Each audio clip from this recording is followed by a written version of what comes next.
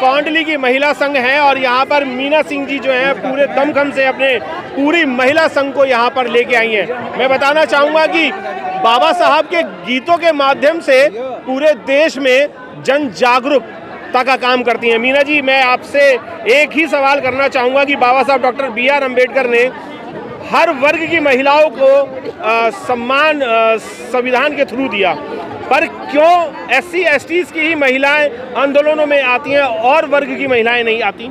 SC ST का इतिहास पहले से ही गौरवशाली रहा है जी। उन्होंने हमेशा गलत के खिलाफ लड़ाई लड़ी है। बाकी की मैं नहीं कह सकती, वो अभी नशे में चूर हैं, धन के, दौलत के, बच्चों के, पति के, सरकारी नौकरियों के। लेकिन एक एक करके जिस दिन बाबा साहब का संविधान यहाँ से गायब हो जाएगा, चाहे वो महिला किसी भी जाति की, किसी भी समुदाय की हो, सबके होश ठिकाने आ जाएंगे। ये मैं बिल्कुल सभी महिलाओं के लिए कह रही हूँ कि या तो जाग जाओ या जो है होश में आ जाओ, नहीं तो आपका धीरे धीरे सब कुछ लुटता जा रहा है। ये ना सोचें कि हम अपर कास्ट की हैं या हम ब्राह्मण हैं या हम राजपूत हैं या हम ठाकुर हैं। महिलाएं सबके लिए एक जैसी हैं। उन्होंने भी बहुत दुख देखा है, लेकिन वो सब कुछ भूल गई हैं। वो सब कांवड़ में और भोले में, करवा चौथ में, भैया दूज में बिजी हैं। लेकिन जिस दिन होश में आई उस दिन सब खत्म, चाहे वो उनकी करवा चौथ हो, भैया दूज हो, कांवड़ हो या सावन की तीज पे इतनी महिलाओं ने वीडियो डाली हैं। लेकिन उनसे मैं ये कहना चाहती हूँ कि ये सावन की तीज झूलने का मौका भी तुम्हें बाबा साहब के संविधान से मिला, नहीं तो तुम्हें कोई घर से भी नहीं निकलने देता था। आज तुम कंपटीशन जीत रही हो, किसकी वजह से? अच्छा, बाबा साहब डॉक्टर B.R. अम्बेडकर ने महिलाओं को विशेष अधिकार दिए थे और सबसे ज़्यादा अधिकार दिए थे। क्या उन अधिकारों को आप यूज करते हुए बाबा साहब की मूर्ति को पुनः वहीं स्थापित करवा पाएंगे? जी, हमारा पूरा माता रमाबाई अम्बेडकर महिला संघ और कौंडली से, ये कौंडली के लिए बहुत ही गौरव की बात है कि कौंडली से 6 बस आई हैं, जो एक ही जगह से 6 बस एक ही मोहल्ले से। ये बहुत मैं कौंडली वालों को साधुवाद देती हूँ कि कौंडली के अंदर इतनी जागरूकता आई है कि वहाँ से 6 बस भर के आई हैं, 2 महिलाओं की और 4 पुरुषों की। बिल्कुल भारी बहुमत से पहुँचे हैं आप यहाँ पर। क्या लगता है कि अगर बाबा साहब की मूर्ति नहीं लगी तो क्या करेंगे आप? क्योंकि बीजेपी गवर्नमेंट किसी की सुनती नहीं है। कहते हैं ना, अब क्यों नहीं सुनेगी? जरूर सुनेगी। जब इतनी सारी भीड़ देखेगी वो तो जरूर सुनेगी। सुनना चाहिए उनको। जब हम लोग अनुमान क्या देखा गया है कि आपके जो भी ज्ञापन होते हैं उनको वो डस्टबिन में डाल देते हैं और उन पे कोई सुनवाई नहीं होती। आपका भी ऐसे ही होगा? ऐसा तो नहीं होना चाहिए। जब इतनी सारी भीड़ यहाँ जंतर मंतर पे इकट्ठी हुई है, ऐसे तो हुई नहीं है। अगर आज यहाँ कोई सुनवाई नहीं हुई, उससे आगे भी कुछ ना कुछ करने की सोचेंगे जी। तो यही जारी रहेगा। आज ना तो किसी न किसी दिन मूर्ति जरूर लगेगी, कभी ना कभी तो ये अपने आप ही लगाएंगे। आपका क्या लगता है कि मूर्ति वहीं आ पाएगी क्या?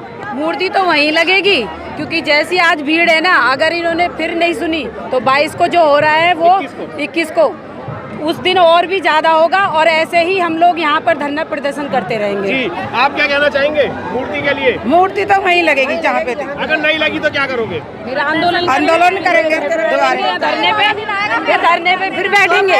फिर 2 अप्रैल वाला याद आ जाएगा दोबारा। क्या आएगा? 2 अप्रैल वाला दिन आएगा फिर दोबारा। इस बार तो शांति से क्या तो लगी जाएगी, नहीं लगाए तो 2 अप्रैल। इस बार 2 अप्रैल, हाँ। यानी ये 2 अप्रैल की तरह आप भारत बंद कर देंगे? फिर दोबारा होगा वो। की लड़ाई होगी, फिर मरेंगे मारेंगे। पर कब करोगे ये? तब तक जब तक ना लग जाएगी बाबा साहब की मूर्ति। 14 अक्टूबर का टाइम दिया। 14 अक्टूबर के बाद 14 अक्टूबर तक नहीं लगी तो मारने फिर वही करेंगे। 2 अप्रैल वाला सीन होगा। और बाबा साहब ने तो कानून के दायरे में रह करके काम करने के लिए कहा है, आप मारने की बात क्यों कर रहे हो? नहीं तो हमने ये भी तो कहते हैं सीधी उंगली चलाने अगर जब हमारे पे बात करेगी तो वो लड़ाई तो लड़नी पड़ेगी ना। बिना लड़ाई के कैसे मिलेगी? आज नहीं आते तो आज कैसे सुनते कोई? या पब्लिक सुन रही है, या मतलब वो जितने भी बैठे हैं सत्ता में, कौन सुन रहा है? और महिलाओं को तो एक लठ मार करके सब लोग भगा देते हैं। उनके पति अब गए वो जमाने। आपके पतियां नहीं आने देंगे तो? आपके पति नहीं आने दे तो? नहीं, पति ने तो भेजा है खुद यहाँ पे। कह रहे हैं कि भेजना तो है। पति यूँ कह रहे मरना तो है एक दिन, बाबा साहब के मिशन में मरोगे तो नाम हो जाएगा, वहीं मरियो जाके। से ये बोल के आए कि पता नहीं शाम तक हम आएंगे या नहीं आएंगे। माँ जी मरने के लिए आई है, ख्याल रखना। जी जी जी 85 साल की अम्मा है, उनसे भी जानना चाहेंगे, अगर मरने मारने की बात आई तो भाग तो नहीं जाओगी? भागेंगे ना, मारवे को तैयार हूँ, मार के जाऊंगी। मार के जाओगी?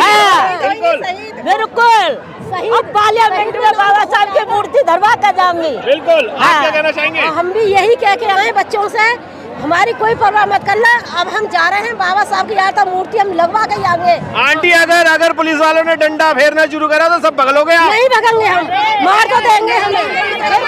पीठ वो कमजोर नहीं है, पीठ पक्की करके आए हम।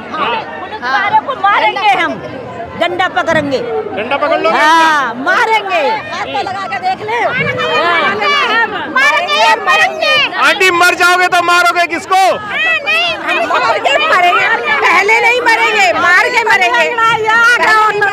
है जी? अभी तो नहीं अंगड़ाइया, आगे और लड़ाई। अरे कितनी अंगड़ाइयाँ लोगे, लड़ाइयाँ लड़ो ना अब तो। जब तक मूर्ति नहीं साबित होगी जी लड़ाई लड़ने। हाँ, एक दो मरेंगी तो 10 ने मार के मरेंगे। मत की जरूरत है। और कई और भी लोग हैं, कई सारी महिलाएं भी आई हैं यहाँ पर, बॉक्सर चैंपियन भी रही हैं। मैं आपसे भी जानना चाहूँगा, क्या बाबा साहब की जो पार्लियामेंट से प्रतिमा हटा दी गई है, उन्हें वहाँ स्थापित हो पाएगी? बिल्कुल हो पाएगी, समाज एकजुट होकर प्रतिमा लगवाएगा जी। ये हटाई कैसे इन्होंने, ये समाज को अलग करने की कोशिश करे, ये इनकी मानसिकता है, ये संविधान खत्म करने की कोशिश कर रहे हैं। पर वहाँ की गवर्नमेंट तो ये कह रही है कि सौंदर्यकरण करने के लिए मूर्ति हटाई गई है। क्या बोल रहे हैं? सौंदर्यकरण करने के लिए, यानी अच्छी जगह लगाई गई है। कि हमारे महापुरुषों को हटा के क्या सुंदरीकरण ज्यादा आता जी। है, जिनसे हमें मार्गदर्शन मिलता है, हम जिनके मार्गदर्शन पे चलते हैं, जिन्होंने संविधान लिखा, उनसे बढ़कर क्या सौंदर्यकरण है? अगर मूर्ति वहीं नहीं लगती है तो बलपूर्वक या दिमाग पूर्वक या कागजी तौर पे आप उसकी फाइट करेंगे? हम उग्र आंदोलन करेंगे। आंदोलन करेंगे जी।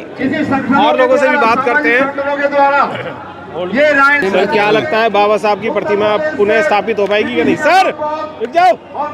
सर, जो सरकार का मंशा है वो तो है ना लगने की, लेकिन जो मेरा समाज है, आप यहाँ देख रहे हैं इतनी भारी संख्या में, एक 26 तारीख को आए थे और उससे कई गुना संख्या में आज हम प्रतिमा के लिए उसको उसी स्थान पर उसी व्यवस्था के साथ लगाने के लिए हम सब आंदोलित निरत रहेंगे। जब तक नहीं लगेंगी, जब तक हम इस आंदोलन को लगातार समय टू समय उसको लगातार बनाते रहेंगे और प्रतिमा को वहीं लगाने का हर संभव प्रयास करेंगे। बिल्कुल, सभी का यही प्रयास है कि प्रतिमा वहीं लगे। क्या आप भी यही चाहते हैं कि प्रतिमा जहाँ थी वहीं लगे?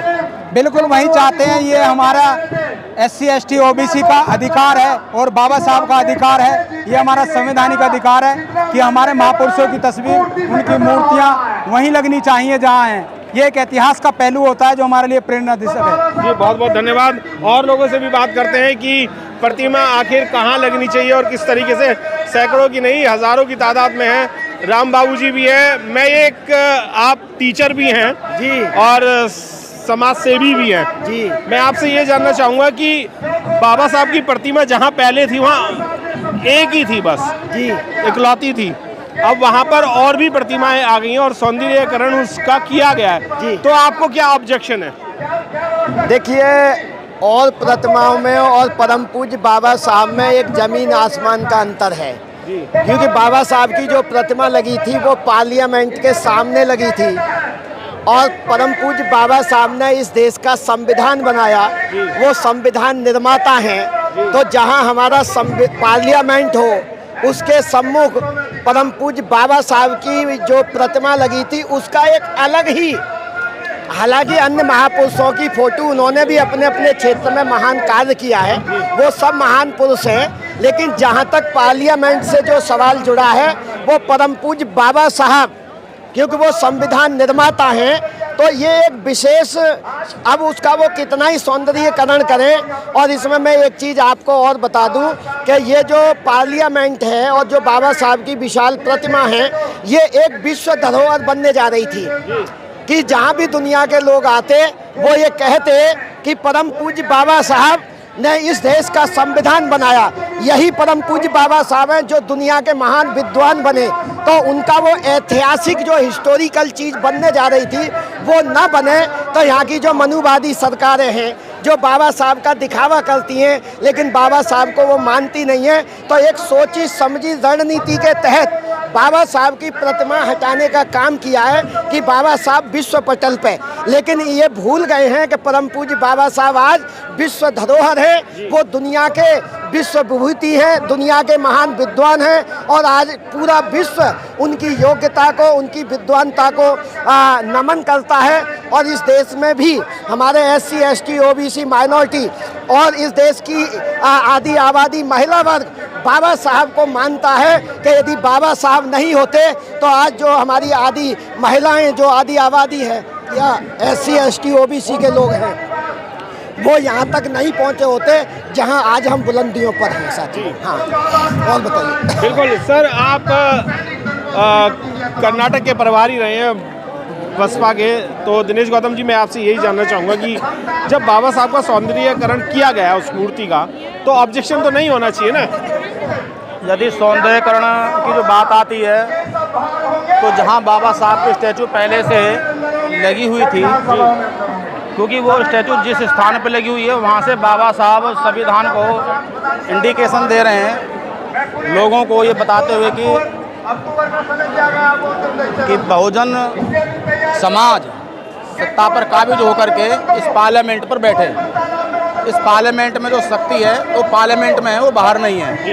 तो इसीलिए बाबा साहब, लोग कहते हैं कि बाबा साहब के सारा है, पार्लियामेंट हमारा है। अगर बीजेपी को, केंद्र सरकार को सौंदर्यीकरण ही करना था तो वहीं बाबा साहब के स्टैचू जहाँ है उसके पास में बहुत कंपार्टमेंट है, वो वहीं जगह है, वहाँ भी कर सकती थी। मेन मकसद उनका ये है कि बाबा साहब के जो अनुयायी हैं उनकी आस्थाओं को ठेस पहुँचाना, उनके जो संविधान हैं उस संविधान को बदलने की पूरी मंशा है। और ये संविधान तो नहीं बदल सकता, खैर लोकतांत्रिक देश है हमारा, तो उसमें नहीं बदल सकता। समाज सोया हुआ है और हर बार यही कहता है कि अभी तो ली अंगड़ाई है, आगे और लड़ाई है। लड़ाइयाँ तो होती रहेंगी पर अंगड़ाइयाँ कब खत्म होंगी? मीडिया बंधु सबको मेरा नमोबुद्धाय जय भीम। ये अंगड़ाई भी ख़त्म होगी। जब जब इस देश के अंदर विपत्ति आई है और बहुजन समाज पे खासकर विपत्ति आई है, तो एकजुट का जब परिचय जब दिया गया है तो वहाँ का कुछ ना कुछ निर्णय जरूर निकला है। तो मैं तो कहता हूँ कि शायद उन लोगों ने एक मधुमक्खी का छत्ता छेड़ने का काम किया। 3 जून को जो है बाबा साहब की, जिसको पूरा विश्व मानता है, उस महामानव की प्रतिमा को पार्लियामेंट से हटाने का काम किया, क्योंकि ये उनको चुभता था कि बाबा साहब की जो उंगली पार्लियामेंट की तरफ थी ना, वो समझते थे कि पूरा दलित समाज की उंगली इधर जा रही है, पार्लियामेंट पे कब्जा करना है। तो एक न एक दिन ये सब